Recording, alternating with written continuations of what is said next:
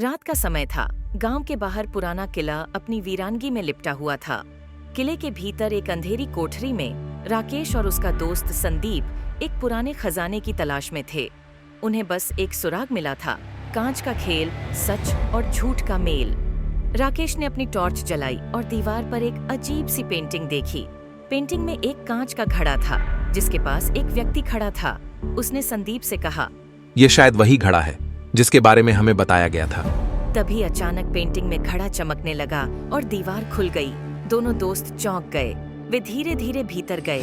अंदर एक बड़ी सी मेज पर 4 कांच के घड़े रखे थे। घड़ों के पास एक नोट था।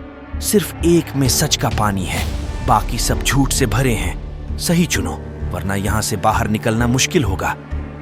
राकेश ने पहले घड़े को उठाया, लेकिन उसमें कुछ नहीं था। संदीप ने दूसरे घड़े को उठाया। उसमें से हरे रंग का धुआं निकला और पूरा कमरा धुएं से भर गया। दोनों दोस्त घबराए, पर हिम्मत नहीं हारी। अब तीसरा घड़ा उठा था। उसमें से सुनहरी चमक निकली और राकेश ने देखा उसमें एक चाबी पड़ी थी। लेकिन संदीप को एक और नोट मिला। ये चाबी किस ताले की है? राकेश ने चाबी को ध्यान से देखा। तभी चौथे घड़े से एक जोरदार आवाज आई, तुम्हारे पास समय कम है, सही ताला ढूंढो। दोनों ने आसपास देखा। तभी राकेश ने देखा कि कोने में एक छोटा सा ताला था। उसने चाबी लगाई और ताला खुल गया। एक दरवाजा खुला और वे दोनों अंदर चले गए। वहां एक और नोट था। ये आखिरी खेल है।